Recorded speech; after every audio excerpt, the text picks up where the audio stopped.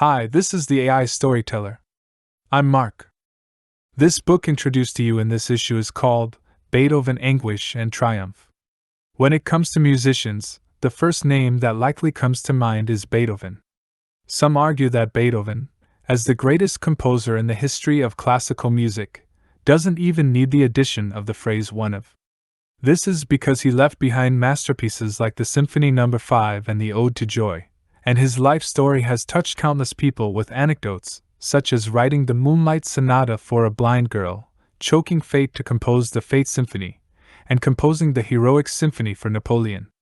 Today, the Ode to Joy is used as the anthem of the European Union, symbolizing freedom, peace, and unity in Europe. Beethoven may have even influenced the development of the recording industry. It is said that during discussions between Sony and Philips regarding CD capacity and specifications, Sony's president, Akio Morita, suggested that a record without Beethoven's Ninth Symphony would be incomplete. In the end, the duration of a CD was set at 74 minutes, matching the length of Beethoven's Ninth Symphony. Beethoven has become a symbol today, embodying both the genius of his works and the struggles of fate. However, Beethoven is not unique in enduring hardships. Schubert surpasses him in this aspect. Schubert not only lived in poverty, relying on friends for meals and unable to marry, but his life was even shorter than Mozart's. If we look for famous deaf musicians, aside from Beethoven, there's also the father of Czech music, Smetana. While Beethoven did not completely lose his hearing, Smetana was deaf in both ears. For over 200 years, numerous works about Beethoven have been produced. If written by authors, they tend to focus on storytelling. If by musicians, they emphasize the analysis of his works. The book introduced to you today, Beethoven Biography, is the latest authoritative biography of Beethoven. Written by Jan Swafford, who possesses dual identities as a writer and a composer, this nearly 900,000-word volume presents vivid and factual stories, along with accessible musical analyses. It not only reveals the true image behind the symbol of Beethoven but also answers the crucial question, why is Beethoven so great? Beethoven's greatness can be attributed to at least three reasons. First, he was fortunate to live in that era. Second, he was an ordinary person plagued by troubles. Third, he was an artist who created difficult-to-understand music. Beethoven once said, "I will seize fate by the throat. It dares to make me submit, and that it will never achieve." Misfortune and resistance are two labels attached to Beethoven. But if we say that Beethoven was actually a fortunate person, would you believe it? Beethoven's greatness is largely thanks to the era he lived in. Alongside Beethoven, another frequently mentioned figure is Mozart. Both were born in the 18th century, a time of significant social changes. On one hand, prominent monarchs appeared in various European countries, such as the Sun King Louis XIV of France and Frederick the Great of Prussia. Russia saw the successive reigns of Peter the Great and Catherine the Great. On the other hand, the Enlightenment was in full swing, with Montesquieu publishing The Spirit of the Laws and Rousseau publishing The Social Contract. Concepts we often mention today, such as freedom, equality, and the pursuit of knowledge and reason, were proposed during this period. Additionally, what improved the steam engine, leading to the Industrial Revolution in Britain, the American colonies gained independence from Britain, and the French Revolution erupted, with Napoleon ascending to the historical stage. As musicians, both Mozart and Beethoven found it challenging to stand alone in such a tumultuous era. Before this period, European musicians mainly relied on religious forces for their livelihood. From birth, through adulthood, marriage, and death, religion accompanied every aspect of people's lives. On weekends or important holidays, people gathered in churches for activities, requiring the use of music. Therefore, the church recruited a group of musicians responsible for composing, rehearsing, and performing. The renowned Bach grew up in this context. However, starting in the 17th century, the influence of the church gradually declined, and the nobility became the new force sponsoring musicians. Some wealthy nobles maintained a small orchestra of 20 to 30 musicians at home for personal entertainment and hosting banquets. Bach later switched to serving the nobility. Moreover, Haydn, known as the father of the symphony, spent a long time working for noble lords. In Haydn's later years, even the nobility declined. Especially with the outbreak of revolutions across Europe, the nobility were preoccupied and had no time to maintain orchestras. Fortunately, a new force was rising: the middle class. The ordinary people's demand for music gradually formed a massive market. Mozart was born in this period. Mozart's father was a court musician, and under his father's guidance, the exceptionally talented Mozart became a court musician in Salzburg at the age of 17. However, the young Mozart wished to find a better job, so he resigned and headed to Vienna for further opportunities. Most of his renowned symphonies, concertos, operas, and other works were created during the 10 years he spent in Vienna. Mozart gained much fame and wealth, but unfortunately, he passed away in financial distress. Mozart left familiar Salzburg for Vienna initially because he sensed the changing times and sought new opportunities. Some say that if Mozart had lived a bit longer, he might have continued to explore and eventually departed from aristocratic patronage, successfully adapting to the market. However, others believe that Mozart would not have changed because he belonged to the old era. When we listen to Mozart's music, we often sense characteristics such as elegance and melodiousness. This is because he had been serving the aristocracy, and he had to cater to their preferences. This directly influenced Mozart's standards for judging music. Imagine if Mozart heard Beethoven's grandiose Ninth Symphony. He probably wouldn't have liked it. The large orchestral size might have been too noisy, the complex melody not catchy enough, and the abrupt changes in dynamics might have startled the aristocratic ladies. Mozart was widely welcomed by the aristocracy, not only because of his musical talent but also because he mastered a set of survival strategies as a court musician. Being a court musician required high qualifications, involving composition, conducting, and proficient performance skills. However, to succeed, excellent performance skills alone were not sufficient. During performances, court musicians needed to unexpectedly showcase a brilliant moment, known as a cadenza. Mozart excelled in composing high-quality cadenza passages. Just mentioning this might already bring to mind a few irresistibly catchy and beautiful melodies. However, this approach came with a hidden risk. Suppose Mozart wanted to compose a piano concerto, a large-scale work that required coordination between the piano and the orchestra. After Mozart finished writing the score, he had to ask copyists to transcribe it multiple times, distributing it to the various musicians for preparation and rehearsal. During this process, if the brilliant cadenza passages were plagiarized and leaked beforehand, the thrilling moments during future performances would be ruined.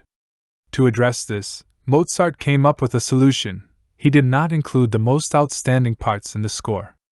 During performances, Mozart took charge of playing the piano part and unexpectedly showcased these brilliant passages. This tactic worked well, and every time the aristocrats attended Mozart's performances, they eagerly anticipated the next surprise. However, this brought about a new problem. While the strategy of keeping a trick up one's sleeve was effective in court music circles, facing a vast market, Mozart couldn't treat his music as a standardized product for widespread distribution. After all, the sheet music seen by others did not include the brilliant cadenza passages, compromising the quality. This is precisely the obstacle caused by Mozart's old-era musician's mindset. In his later years, Mozart lived in extreme financial hardship, not due to extravagance or laziness. Entering the market required professional competence, much like today's artists who have a management team behind them. Mozart's father had nurtured him to be a future court musician since childhood, and Mozart knew nothing about financial management or marketing, perhaps even disdaining to do so. While his father was alive, he could serve as his manager, but after his father's death, there was no one to plan everything for him wholeheartedly. Therefore, Mozart's last few years were extremely painful, not only due to poverty and illness but also perhaps because he was at a loss in the face of this era of dramatic change. In this regard, Mozart indeed faced misfortune. Beethoven was born just over a decade later than Mozart, not even spanning 2 generations strictly, yet the two had very different destinies. In simple terms, Mozart was unfortunate, while Beethoven was fortunate. Beethoven also had musical talent, but he was by no means a genius like Mozart. As the eldest son in the family, he took on the responsibility of supporting the family from a young age, leaving his hometown of Bonn and venturing to Vienna. Vienna's cost of living was already high, exacerbated by the impact of war, so how could Beethoven sustain his life? Beethoven thought of selling music publications. In Europe at the time, every household with disposable income would purchase a piano. This gave rise to a highly profitable new industry, the music publishing business.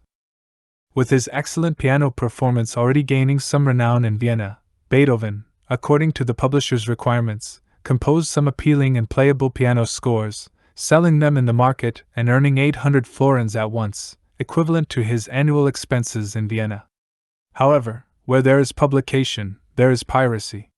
When copyists transcribe sheet music, they often make extra copies to sell to other publishers. So, could Beethoven follow Mozart's example and omit some exciting passages to protect against piracy? If he did so, the quality of his works would decline, and they wouldn't fetch good prices. Beethoven came up with a solution. Since the mass reproduction of pirated works took some time, he insisted that the release dates of his sheet music in different regions remain synchronized, leaving no opportunity for subsequent pirated versions. Simultaneously, Beethoven worked hard to expand his market. In addition to the European continent, Beethoven collaborated with British publishers, taking on various tasks, such as adapting Welsh, Scottish, and Irish folk songs according to the client's request, which brought in a considerable income. When we talk about Beethoven today, we mostly focus on his music. However, his most significant contribution was a groundbreaking attempt. He defined a new profession, that of the modern concept of a professional composer.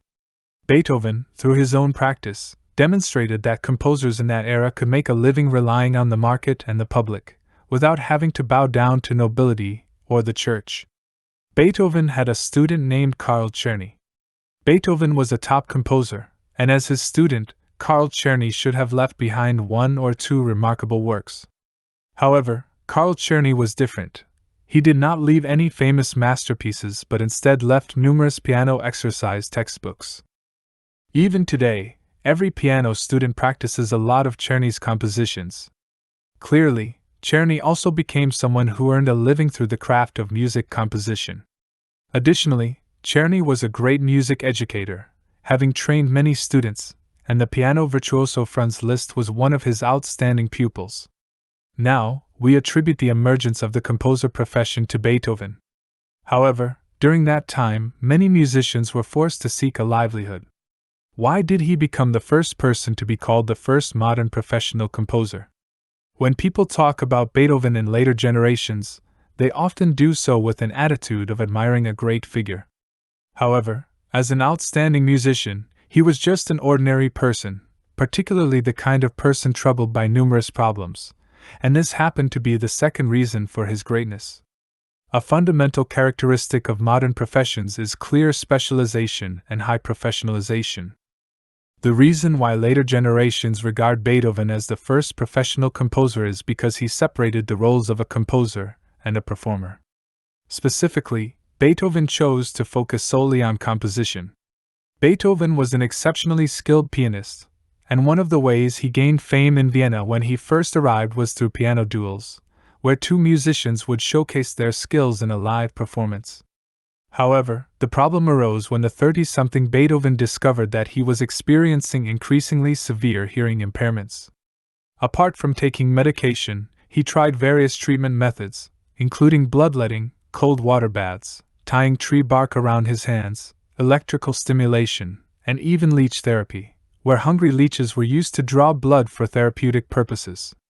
Beethoven also followed his doctor's advice to leave the city center of Vienna, seeking a quiet place for recuperation. However, much time passed, and instead of improving, his hearing condition showed signs of worsening. He became restless and despondent because, for a musician, losing one's hearing is akin to a painter losing their sight or a basketball player losing their arms. At this point, Beethoven contemplated suicide and wrote a farewell letter. "I arrived here with a fervent hope, but I must completely give it up. As the autumn leaves wither and fall, my hope has withered and died." When later generations read these words, they shudder at the thought that if Beethoven had indeed ended his own life, it would have been a tremendous loss for the history of human music. Fortunately, Beethoven did not give up on life but chose to grasp fate by the throat and struggle against his illness. At this time, Beethoven needed to reconsider his livelihood. With his hearing deteriorating, he could no longer continue with piano performance work. It seemed that he had only one path left: composition. Beethoven's deafness was the most significant trouble he faced throughout his life.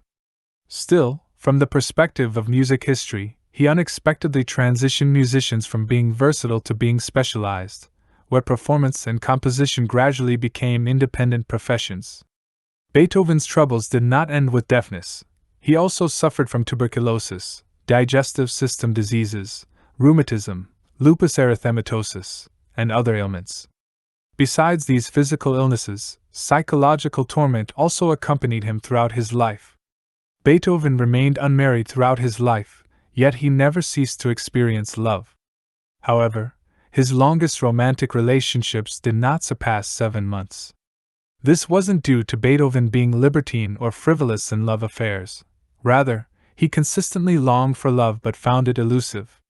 Having seen portraits of Beethoven, one might have an impression of his appearance.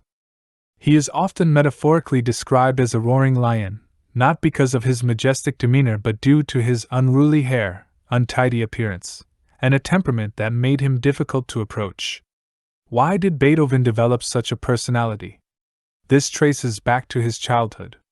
Beethoven's father, Johann, was a choir singer and also Beethoven's music mentor.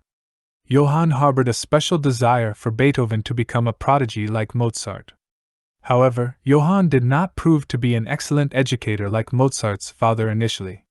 When Beethoven was very young, Johann taught him to play the piano, and if he made a mistake, the inebriated Johann would grab a weapon and strike Beethoven on the head. The hearing problems that plagued Beethoven throughout his life might be connected to this experience. In his early teens, financial difficulties forced Beethoven to drop out of school. As the eldest son, Beethoven took on the responsibility of providing for the family at a young age. Under such pressure, Beethoven became irritable, sensitive, and began to indulge in alcohol. One might wonder which young lady would be willing to marry such a man. However, due to Beethoven's talent, many women were eager to be in his company, seeking his guidance in piano playing. You might have heard a story about a blind girl who adored Beethoven, and upon learning that she couldn't afford to attend his live performance, Beethoven was moved to compose the Moonlight Sonata for her. In reality, this story is fabricated. The Moonlight Sonata was actually composed by Beethoven to please one of his noble female students. There's also the globally recognized masterpiece, For Elise. Many believe this was written for a woman named Elise. The authorship of this piece is controversial, and it doesn't seem to match Beethoven's usual style because of its simplicity. According to research, even if Beethoven did compose this piece, the name is incorrect. It should be for Therese. Beethoven once pursued an 18-year-old female student named Therese, and he wrote this piece to please her. Due to messy notes, the name Therese was mistaken for Elise, and this misconception persisted. These women who crossed paths with Beethoven shared a common trait. They were of noble birth and eventually married into wealthy families. For them, Beethoven was merely a top-notch tutor, ensuring they acquired proper manners to become countesses and viscountesses. While some were genuinely captivated by Beethoven's talent, these encounters were minor episodes in their lives, and they all eventually returned to conventional paths. For Beethoven, they were passing figures in his life, but fortunately, they stirred the artist's soul, leading to various disturbances in Beethoven's life and ultimately pushing him further in artistic creation. Now, take a moment to hum a few bars of Beethoven's melodies. Besides the well-known Ode to Joy, and the possibly Beethoven composed for Elise, what else comes to mind? You might think of the opening notes of the Fates Symphony, but what about the subsequent melody? This seems somewhat unusual. Since Beethoven pioneered the profession of a composer, one would expect him to be adept at catering to the market, yet Beethoven's music doesn't seem as catchy. Looking at Mozart, even though he served nobility, his melodies were always charming. Think of children singing Twinkle, Twinkle, Little Star, and famous compositions like the Turkish March and the more recent SHE rendition of Growing Up Beside You, which directly used Mozart's Symphony No. 40 melody. In other words, Beethoven's music is too profound. Given that Beethoven established the role of a composer as a profession, he should have been skilled at pleasing the market. However, Beethoven's music doesn't sound as immediately accessible. Consider Beethoven's symphonies, particularly the most challenging and, at the same time, the most esteemed music genre, symphonies. Beethoven is hailed as the king of symphonies, and there's even a saying in the music world, symphonies do not go beyond 9, meaning that top composers after Beethoven have not composed more than 9 symphonies. For instance, Dvorak and Williams both wrote only 9 symphonies. Schubert's Symphony No. 10 was abandoned after an incomplete start. Mahler, strategizing to avoid the curse, renamed his Symphony No. 9 to Song of the Earth. However, when he started composing his Symphony No. 10, he passed away midway. How did Beethoven corner later composers in symphony composition? In simple terms, Beethoven took the musical form of the symphony to its pinnacle. But how did symphonies originate? They derived from the overtures and interludes in operas. Later, people found that enjoying these pieces of music on their own was quite pleasant. However, when presented in a concert, some standardization was necessary to avoid excessive disorder. Just as writing an article adheres to the principles of introduction, development, climax, and conclusion, some musicians established a set of rules for instrumental performances in concerts.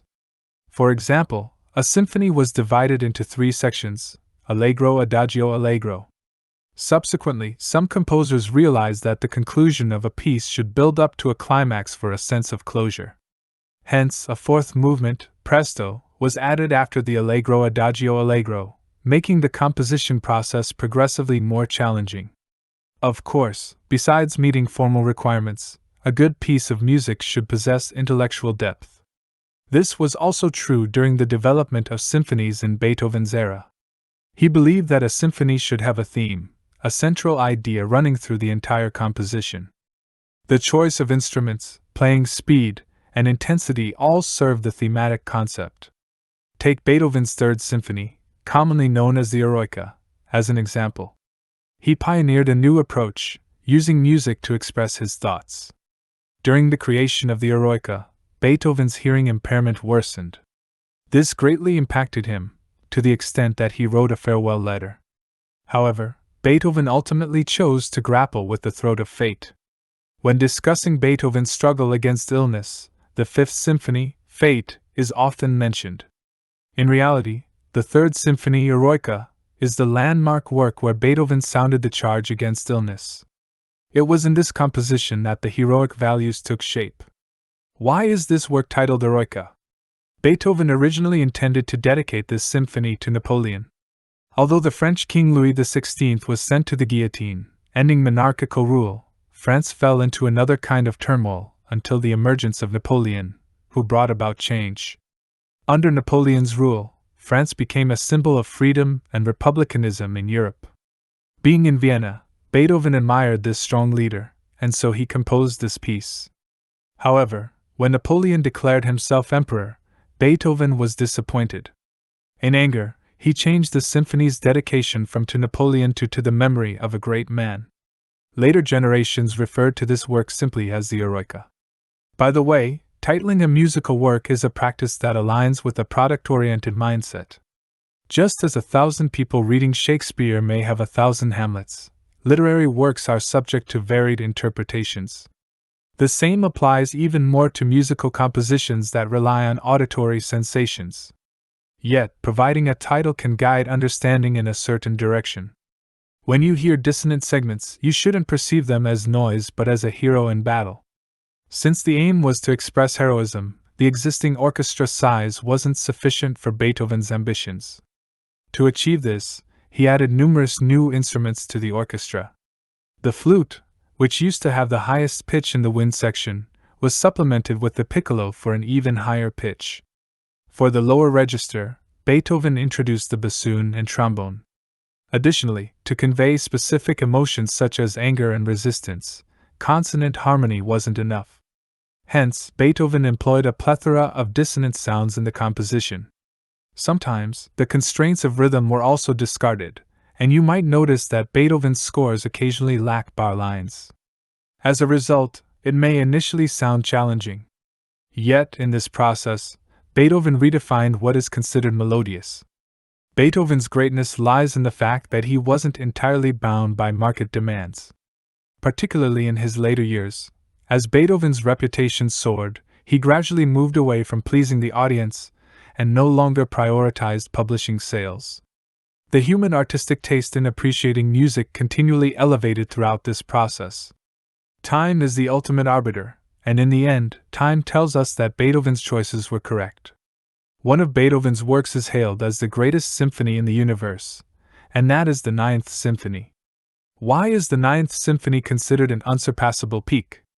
Some say it's because Beethoven devoted the most effort to composing this symphony, achieving an unparalleled masterpiece. Others claim its praise hyped by later generations.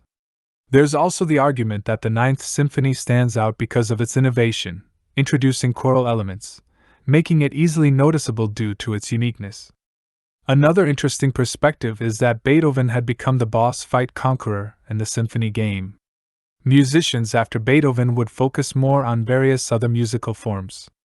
For example, Schubert wrote art songs, Rossini and Wagner composed operas, Paganini delved into violin performance, and Chopin and Liszt explored piano performance, all achieving significant success in their respective fields.